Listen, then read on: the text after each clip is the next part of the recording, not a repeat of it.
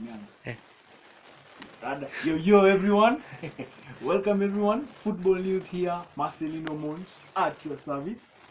The Premier League results. The champions did get their campaign on a good run with a 4-0 trouncing of Bournemouth.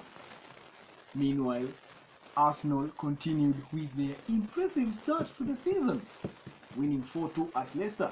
Arteta getting 3 consecutive wins against Brendan Rodgers. In other results, Chelsea drew at home with Spurs 2-2 with Harry Kane scoring in the 96th minute. Though the match at the end sparkled a bit of drama between Antonio Conte and Thomas Tuchel, as Tuchel claimed the goal was not supposed to stand. That is for the fans to decide.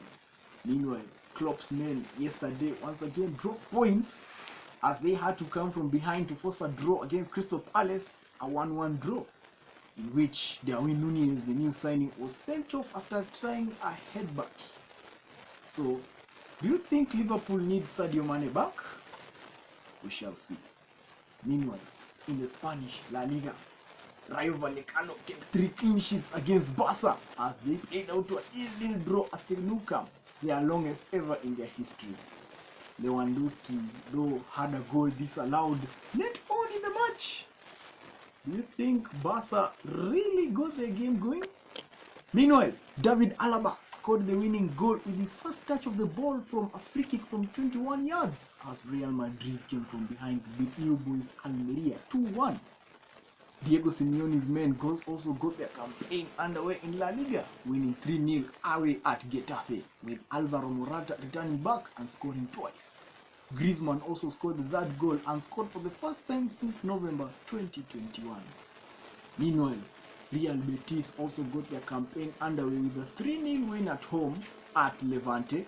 Meanwhile, Ernesto Valverde's return back to Bilbao ended with a 0-0 draw at home. Sociedad also got their campaign underway with a 1-0 win away at Cadiz. In the Bundesliga, Musiala has now 2 Bundesliga goals as Bayern beat Wolfsburg 2-0. The other goal for Bayern was scored by Serge Gnabry. Meanwhile, Dortmund also got their campaign on fire with a 3-1 win away at Freiburg, while Schalke's first home match at the Veltins Arena in the Bundesliga ended at a 2-2 draw to Borussia Mönchengladbach. Leverkusen was stunned by Augsburg 2-1, while Timo Werner returned back to Leipzig and scored on his debut with a 2-2 draw at FC Köln. Meanwhile, Scudetto fans, Syria is back! A Bianconeri fan yesterday were treated to a spectacle. Angel Di Maria scored and provided an assist as the Bianconeri beat Sassuolo 3-0 to get their campaign on a good run.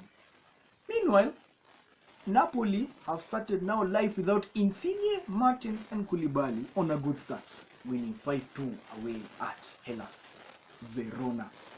In other results, Jose Mourinho's men also got their campaign on a winning note as Brian Cristante's goal downed Salernitana to a 1-0 win. Meanwhile, Lazio came from behind to beat Bologna 2-1 in a match which saw 2 red cards, as the new Lazio goalkeeper Luis Maximiliano was sent off, though Lazio came from behind to win 2-1. In also other results, the defending Scudetto holders AC Milan got their campaign on a winning note with a 4-2 win at home against Empoli. Theo Hernandez scoring for the penalty spot and Brahim Diaz grabbing 2 goals. Meanwhile, Romelu Lukaku marked his return back to Inter with a second-minute goal, and Inter won at New Boys Lecce 2-1. The winning goal for Inter was scored by Denzel Dumfries in the 95th minute.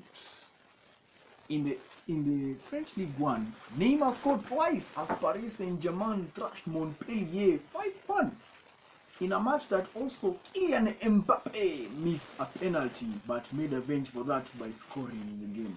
Renato Sanchez came on as a super sub for his debut and scored 1 minute later to seal off the win for the Parisian Giants. Meanwhile, Arsenal loanee Nuno Tavares scores his second Ligue 1 goal as Marseille were held to a 1-1 draw by Stade Brest.